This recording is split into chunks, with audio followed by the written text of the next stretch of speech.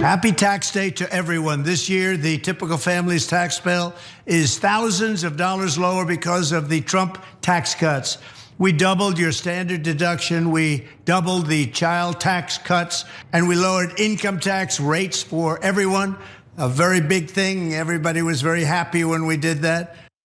Yeah, everybody was so happy about the Trump tax cuts. Well, some people were happy. Some people were way happier than others. Those who already had millions and billions of dollars were sure happy because they made bank on that.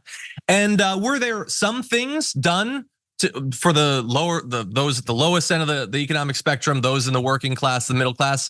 Yes, there's always something. There's a few dollars here, $100 there to sort of distract from what the actual point of the bill is. That is true. But I will remind everyone that some of the stuff that he talked about there, even if it might have once existed, does not anymore. The child tax credit that they talked about, the Republicans hate that. They've worked for years to make sure that that doesn't continue. So again, like, it's great to play the oldies or whatever, but what has your party done for us lately? And look, maybe you don't buy what I'm saying about the Trump tax cuts. I will give you the raw facts though. Billionaires have gotten $2.2 trillion richer since those tax cuts. Almost like what we said would happen when they were passing them. Almost like what was obviously the goal of passing them. Hey, I'm glad you're here. Listen, in order for the Damage Report to keep on going, we need viewers like you to become a member on YouTube. Can you click the join button on YouTube today? Thank you. Yes, they have doubled their wealth in less than a decade. That's what it was designed to do. That's the effect it actually had. So if anyone should be talking about taxes, it should not be Donald Trump.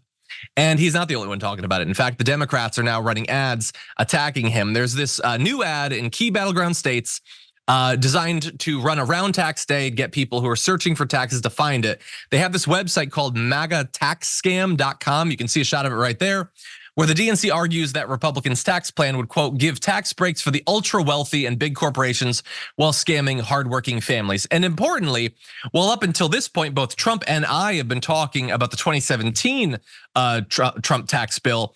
They're talking about what they want to do going forward, which is again to hand over literally trillions of dollars to those who already have more money than they could ever spend in a dozen lifetimes. That's what they plan to do because that's what they always do. If you're new to American politics, this is a cycle we've seen many times before. They obviously did it throughout the 80s. They did it under George W. Bush. They did it under Donald Trump.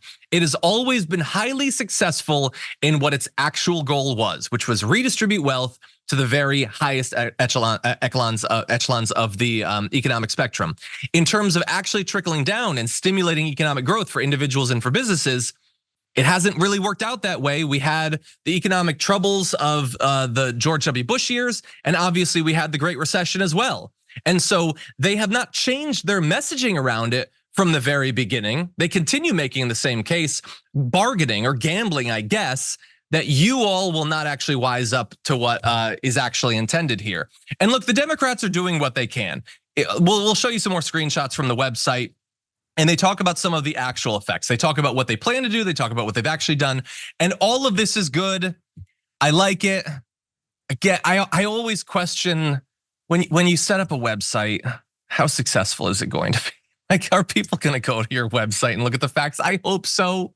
I hope in 2024, I would say maybe like, I don't know, condense this down to a TikTok. I think would probably be more successful, but it's good. And look, it's important too, because there's been a lot of talk about what this race is going to be run on. And a lot of people think it's going to be a combination of a few things. So you're probably going to have, obviously, abortion is super important nationally, and in particular battleground states, definitely it's going to be a big part of it.